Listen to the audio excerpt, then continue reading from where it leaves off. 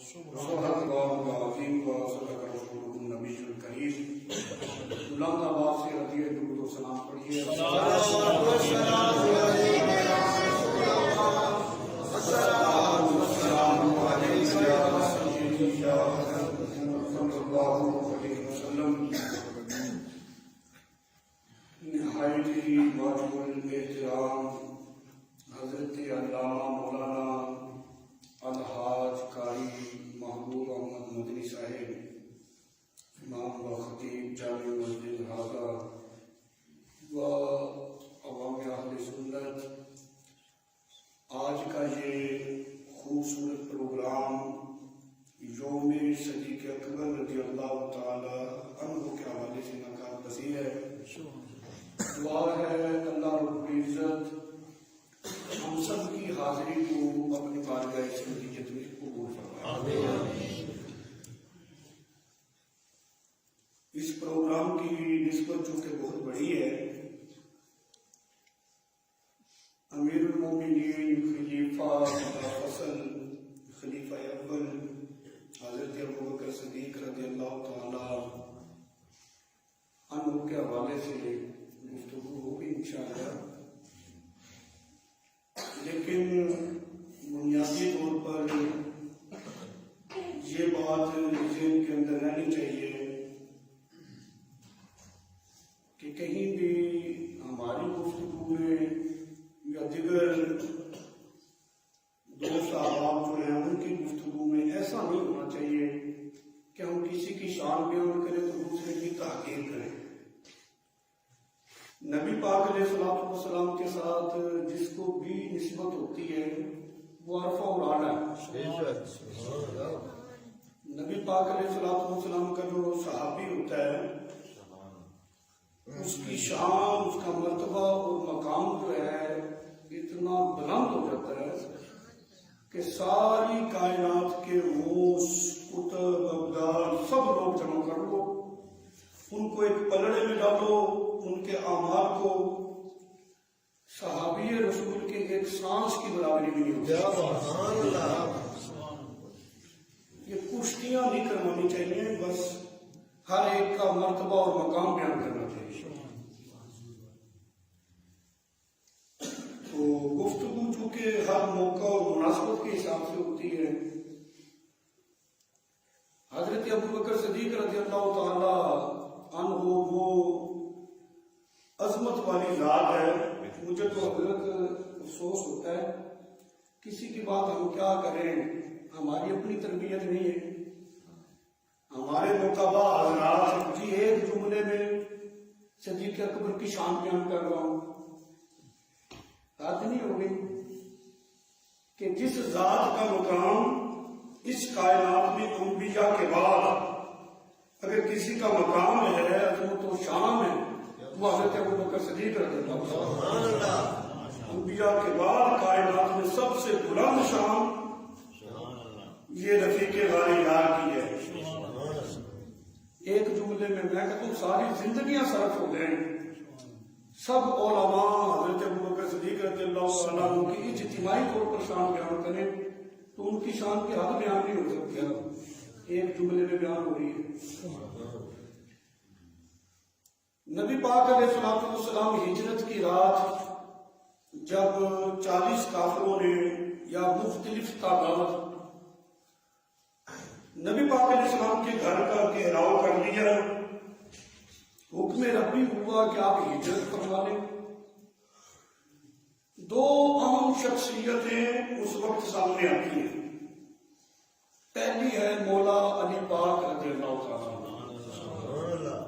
سرکار نے ہجرت کی رات اپنا بستر امانتیں مولا علی پاک کے سپرد کی ہیں، کیونکہ امانت دار سمجھتے تھے تو کی نا، لیکن ساتھ ساتھ یہ بھی ذہن میں رہے کہ ہجرت کی رات بستر علی کو دیا ہے اور نبی پاک نے اپنا ہاتھ جو ہے وہ حضرت ابوبکر صدیق کو دیا ہے۔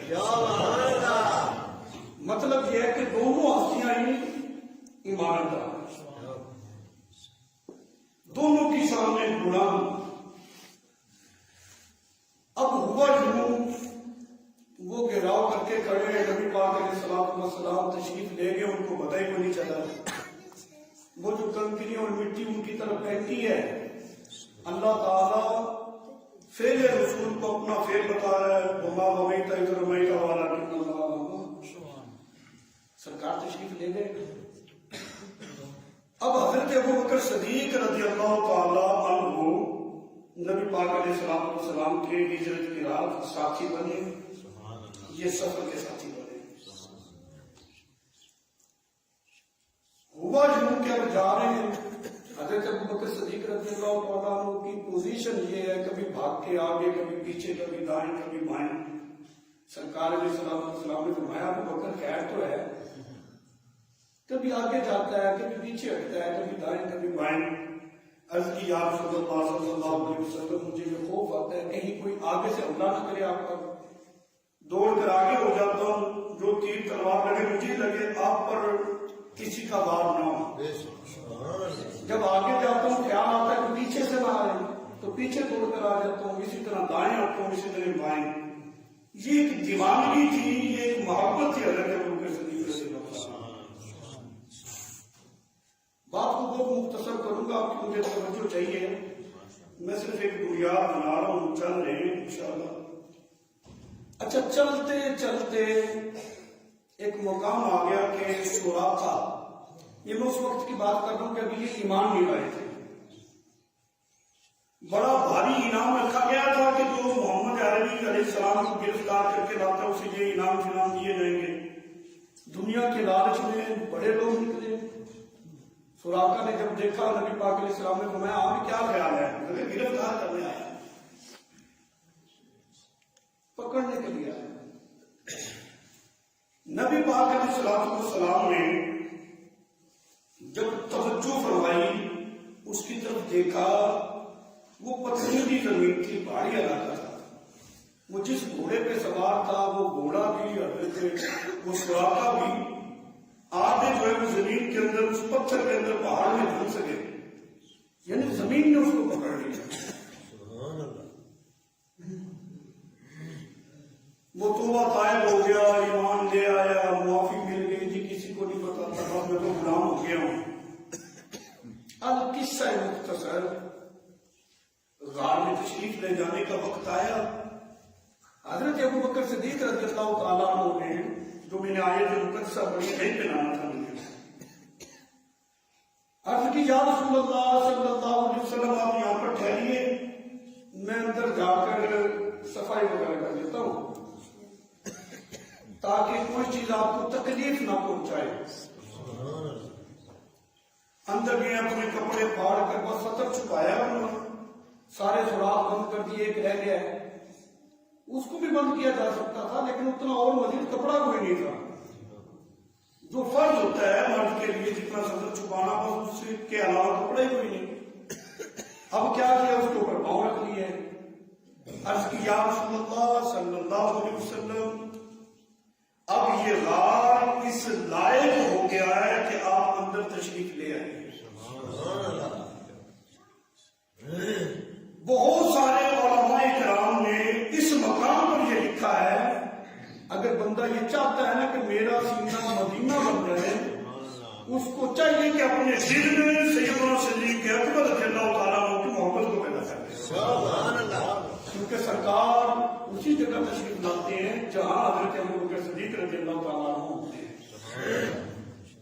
تشریف لے آئیے جی، نبی پاک علیہ السلام تشریف لائے۔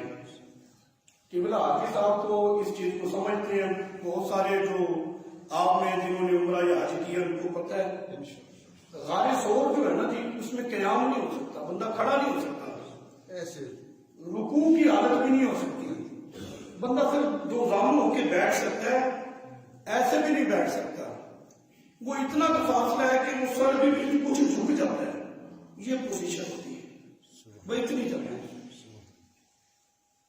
نبی پاک علیہ السلام نے فرمایا ابو بکر میں نے تو آرام کرنا ہے، عرض کی یا رسول اللہ صلی اللہ علیہ وسلم میری گود حاضر ہے، آپ تشریف لے آئیے۔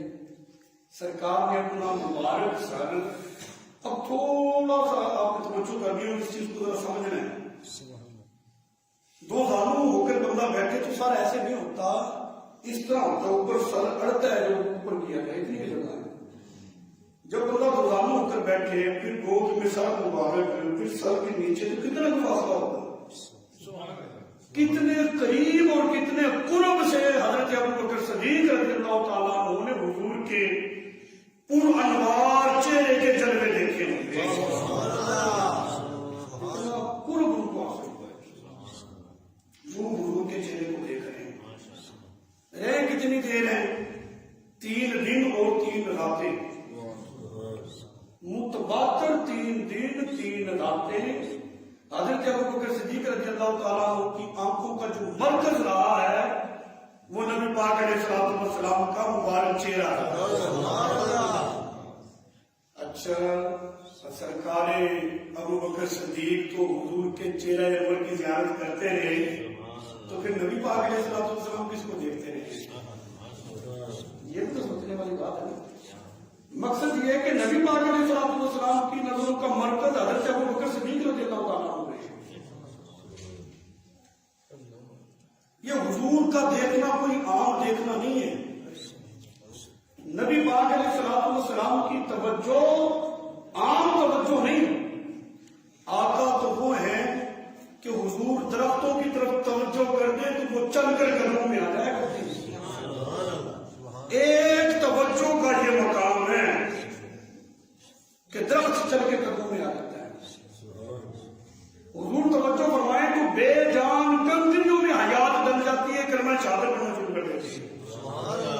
हुजूर तवज्जो फरमाए तो आसमान पर जो 6,40,000 मील की मुसाफत पर है, 2,40,000 मील की मुसाफत पर चमकने वाले चांद की तरफ तवज्जो करें तो वो 2 टुकड़े होकर जमीन पे आ जाते हैं। ये एक तवज्जो का कमाल है। अगर गुरूब होते हुए सूरज की तरफ तवज्जो फरमाएं तो वापस असर के मकाम पर आ जाता है। अच्छा, ये तो एक तवज्जो है। हज़रत अबू बकर सिद्दीक रज़ियल्लाहु ताला अन्हु पर हुजूर ने एक तवज्जो नहीं, 3 दिन 3 रातें मुतवातिर तवज्जो पर की है, नजरें डाली है। अब मुझे बताओ, कोई पैमाना लाकर हज़रत अबू बकर सिद्दीक की शान को तोले तो कितनी बड़ी ख़यानत है। इतनी तवज्जो हुजूर ने सरकार अबू बकर की चेहरे पर और आप पर डाली है, मतलब ये कि आपका मकाम भी इतना बुलंद हो गया था कि इसको बयान नहीं किया जा। हज़रात सूफियान इकराम ने लिखा है कि एक होती है तवज्जो की बहुत सारी किस्में, एक होती है तवज्जो इज्तिहादी। तवज्जो इज्तिहादी उसे कहा जाता है कि जब शेख अपने मुरीद पर तवज्जो करता है, वो अपना जाहिर भी उसके ऊपर गालिब कर देता है, अपना बातिन भी उसके ऊपर गालिब कर देता है। मतलब ये होता है वो दोनों मुत्तहिद एक ही जात बन जाया करते हैं। तो नबी पाक अलैहिस्सलातु वस्सलाम ने नजर यानी इज्तिहादी नजर जो है वो हज़रत अबू बकर सिद्दीक रज़ियल्लाहु ताला अन्हु। अच्छा, यहाँ पर ये सवाल बहुत काबिल गौर है। हज़रत अबू बकर सिद्दीक रज़ियल्लाहु ताला अन्हु और नबी पाक अलैहिस्सलातु वस्सलाम गार में तशरीफ ले क्यों गए? जब भी ये बात की जाती है तो फौरन ज़हन के अंदर ये सवाल खटकता है, पैदा होता है, शायद मुशरिकीन के डर और खौफ की वजह से तशरीफ ले गए थे। ऐसा आगे डर किस बात का भाई? नबी पाक अलैहिस्सलातु वस्सलाम को डर क्या होगा? हज़रत अबू बकर सिद्दीक को भी डर नहीं था। डर ही होता तो वो गार में तशरीफ क्यों ले जाते? डर उनको अपनी जान का नहीं था। अच्छा, तो फिर गार में गए क्यों? सवाल तो है ना। कहते हैं दरअसल मसला ये था, नबी पाक अलैहिस्सलाम 40 काफिरों में से गुजर जाए, उनको पता ना चले, तो जो मुशरिकीन पीछा कर रहे थे उनको भी पता ना चलता। हुजूर वहां से गुजर जाते, गार में जाने की भी इतनी जरूरत नहीं थी। अगर हुजूर तवज्जो करें सुराका पर, वो जमीन उसको पकड़ लेती है तो उन पर भी कर देती, उनको भी पकड़ लेती। कोई खास जरूरत नहीं थी, कोई डर और खौफ की वजह नहीं थी। वजह क्या थी? वजह ये थी कि गार यार ने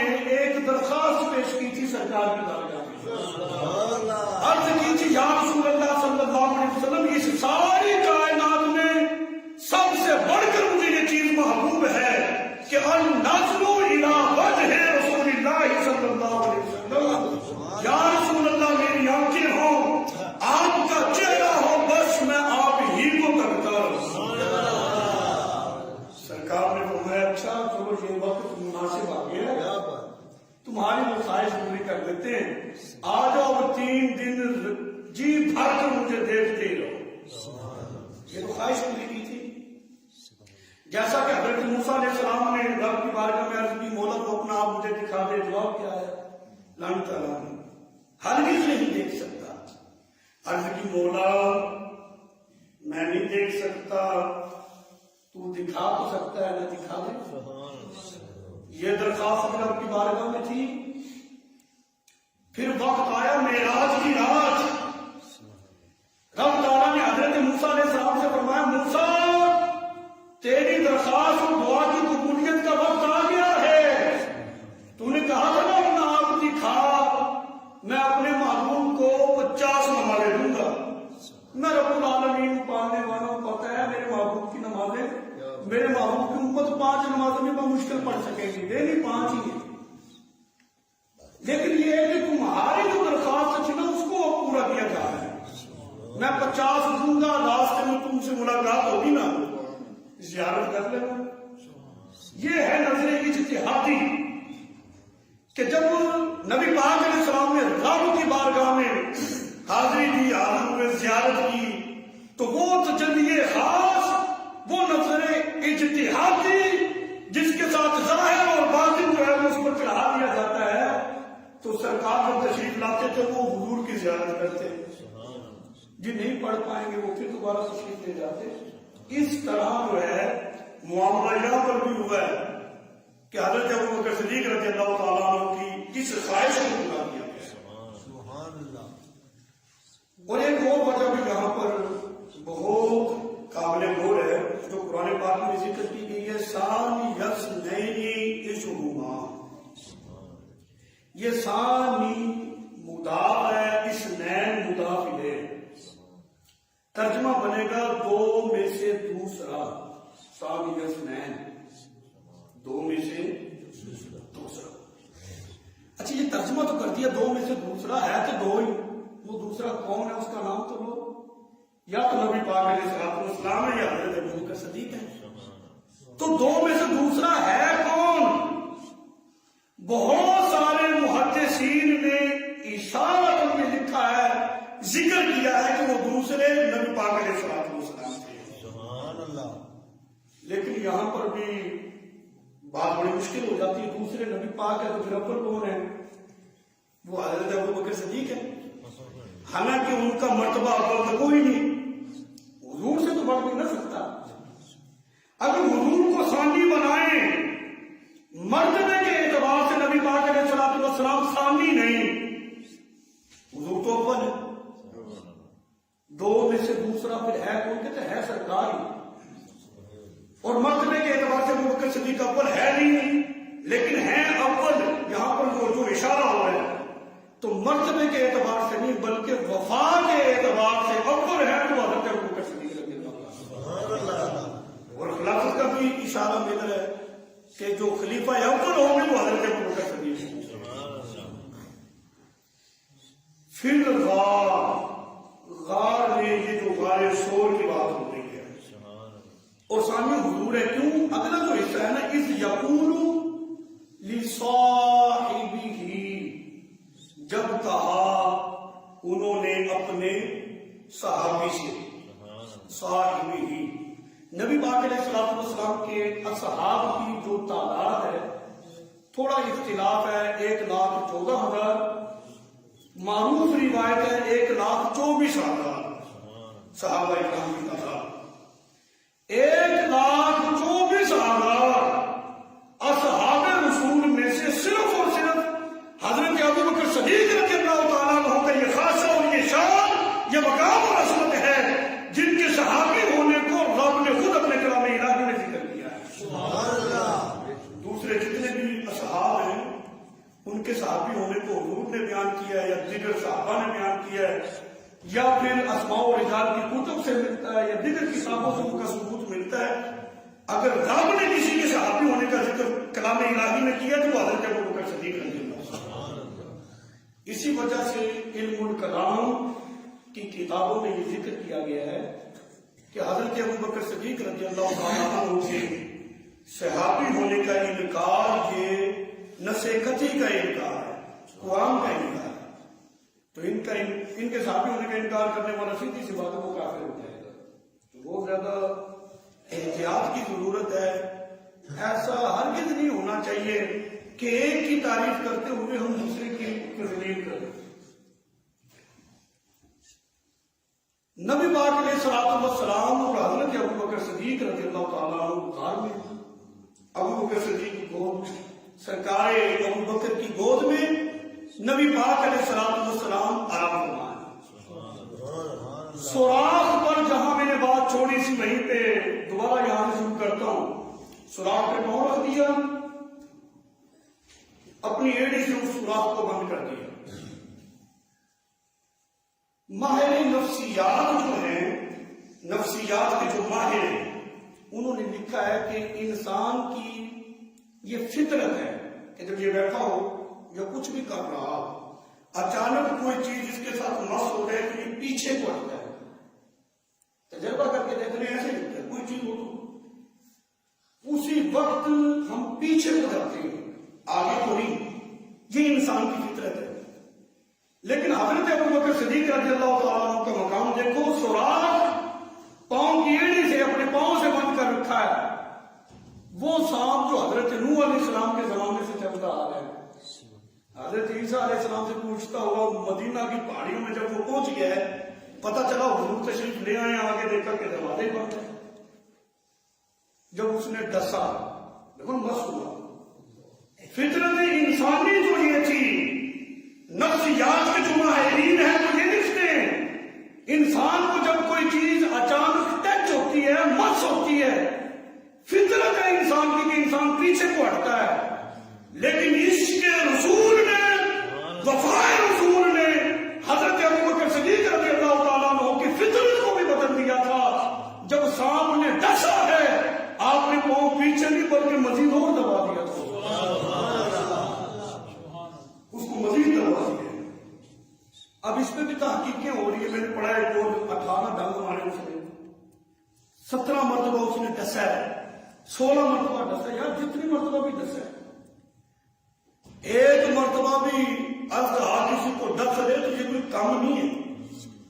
कहते कि जब डसा गया, बाद की किताबों में ये लिखा है कि इतनी उसकी शिद्दत की तकलीफ थी, हजरत अबू बकर सिद्दीक रज़ियल्लाहु ताला अन्हु रोने लगे।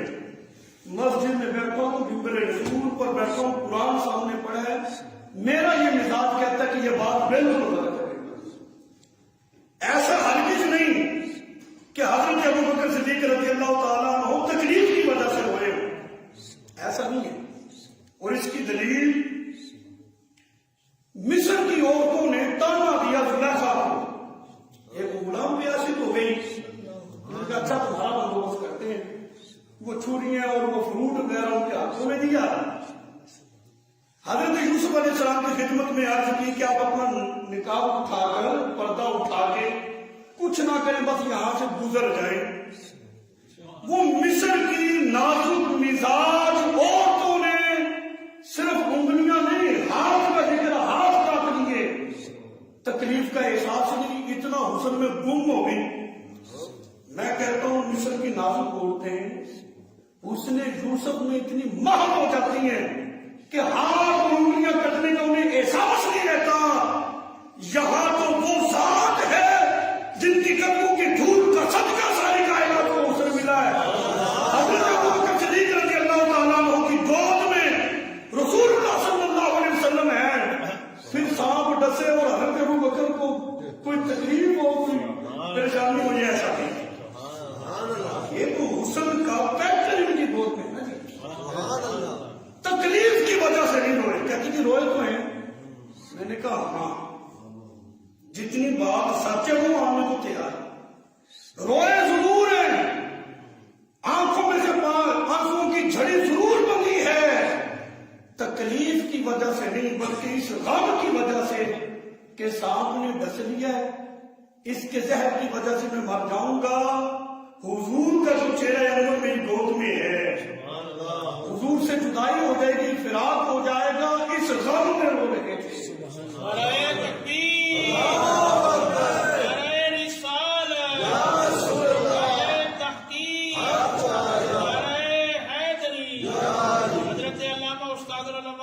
محمد کلیم ارشد رضوی صاحب ماشاء حضرت ابو بکر صدیق رضی اللہ تعالی عنہ دیکھنا کہ سرکار کو کسی چیز کو مس کر دے، ایک مرتبہ بوسہ دے دے، قیامت تک لوگ اس کا بوسہ لینے ہیں، یہ اسود کا ہے۔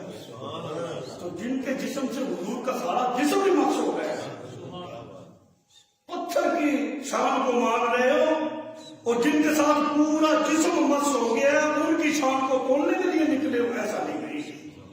اچھا یہاں پر یہ بات بڑی قابل غور ہے، اس یقول لصاحبہ، جب کہا نبی پاک علیہ السلام نے اپنے صحابی سے لا تحزن ان اللہ معنا، تو غم نہ کر، بے شک اللہ ہمارے ساتھ ہے۔ مشرکین غار کے منہ پہ پہنچ گئے، کتابوں میں تاریخ میں یہ میں نے بھی پڑھا ہے، آیا کہ حضرت ابو بکر صدیق رضی اللہ تعالیٰ عنہ گھبرا گئے۔ اشارہ یہ دیا جاتا ہے کہ وہ اس لیے گھبرا گئے کہ دشمن کے خوف کی وجہ سے کہیں مارے نہ جائیں، یہ بات درست نہیں، گھبرائے ضرور ہیں، موت کی وجہ سے نہیں۔ اگر حضرت ابو بکر صدیق کو اپنی موت کا خوف ہوتا تو غار میں کیوں گئے، ساتھ کیوں چلے، اس چیز کا بھی تھا۔ گھبرائے اس لیے تھے کہ کہیں یہ رسول اللہ صلی اللہ علیہ وسلم کو نقصان نہ پہنچا دیں۔ ساری امت کا نہ دے، ابو بکر عبادت ہی نہیں کر سکتا تھا تو پھر ساتھ کیوں گیا ہے؟ تبھی تو رسول اللہ صلی اللہ علیہ وسلم نے فرمایا لا تحزن، غم نہ کرو، ان اللہ معنا، بے شک اللہ ہمارے ساتھ ہے، آپ اس چیز کا غم نہ کریں۔ واقعی بھی ابو بکر کو اپنا خوف تھا نہیں، سرکار کا تھا، حضور کو بھی کوئی نہیں تھا، اور اس وجہ سے غار میں تشریف لے بھی نہیں گئی تھی۔ اس کی بہت ساری توجیہات ہیں، یہ بڑی ایک لطیف بات ہے۔ یہاں پر حضرت ابو بکر صدیق رضی اللہ تعالیٰ عنہ نے عرض کی یا رسول اللہ صلی اللہ علیہ وسلم پیاس لگی ہے، پانی چاہیے، حضور نے فرمایا وہ وہاں سے پی لو۔ اچھا اگر میں یہ سوال آ سکتا تھا نا، یہ سارا غار تو میں نے صاف کیا ہے، تو میں نے ساری اس کی جانچ پڑتال تو پہلے کر لی ہے، چشمہ تو یہاں پہ ہے نہیں، کہاں سے پینا ہے؟ اتنی اتباع کہ جیسے حضور نے اشارہ فرمایا وہاں سے پی لو، حضرت ابو بکر صدیق فوراً اس طرف پلٹے ہیں تو دیکھا کہ چشمہ اگل رہا۔ بعض نے لکھا ہے کہ وہاں پر پیالہ ایک پڑا، اس میں پانی ہے، خیر پانی پی لیا، اس کے اوصاف حضرت ابو بکر صدیق بیان کرتے ہیں، برف سے ٹھنڈا تھا، شہد سے میٹھا تھا، دودھ سے زیادہ سفید تھا، مشک سے زیادہ خوشبودار تھا۔ حضور نے فرمایا پتہ نہیں پانی کہاں سے آیا تھا، یہ جنت سے آیا تھا تمہارے۔ حضرت ابو بکر صدیق رضی اللہ تعالیٰ عنہ رونے لگے، عرض کی یا رسول اللہ صلی اللہ علیہ وسلم، میرا اتنا مقام ہے اپنی بارگاہ میں؟ سرکار علیہ الصلوۃ والسلام نے فرمایا ابو بکر تم یہ بات کرتے ہو، یہ تو کچھ بھی نہیں ہے، اگر کوئی بندہ بفرض محال چیزوں کو مساوات فرض کر دیا جاتا ہے، اگر کوئی آدمی 70 انبیاء اکرام کے برابر عبادت کر کے آ جائے، دل میں بغض ابو بکر ہو، اللہ تعالیٰ اس پر جنت کو حرام کرا دے گا۔ یہ مقام حضرت ابو بکر صدیق رضی اللہ عنہ، اور جب اس صاحب نے ڈسا نا حضرت ابو بکر صدیق کو، میں نے اتنی کوشش کی ہے یقین کریں، آپ اس چیز کو سوچ بھی نہیں سکتے کہ جتنی میں نے کوشش کی ہے کہ نبی پاک علیہ السلام نے لعاب مبارک لگایا کیسے ہے۔ دیکھو نا عاشق صادق ہے حضرت ابو بکر صدیق کو، انہوں نے فرمایا اچھا سامنے کا صدیق چلو معاونت کرو، میں لعاب لگاتا ہوں۔ کیسے انہوں نے پاؤں آگے کیا ہوگا، پھر وہ ہاتھ جس کو ید اللہ کہتے ہیں، اللہ کا ہاتھ۔ اچھا یہ میری سمجھ میں نہیں آتا، میرے پاس وہ الفاظ نہیں میں اس کو بیان کر دوں، میں اس کو بس کلوز کر دوں، بس لگایا ہے، درد جاتا رہا۔ لیکن ایک بات یہاں پر ضرور ہے، یہ وہ لعاب تھا جو نبی کریم علیہ السلام نے ابو بکر صدیق کی ایک پر لگایا ہے، یہ وہ لعاب ہے جو حضرت قتادہ اور مولا علی پاک کی آنکھ میں لگا تھا۔ یہ مقام صدیق اکبر رضی اللہ تعالیٰ عنہ ہے۔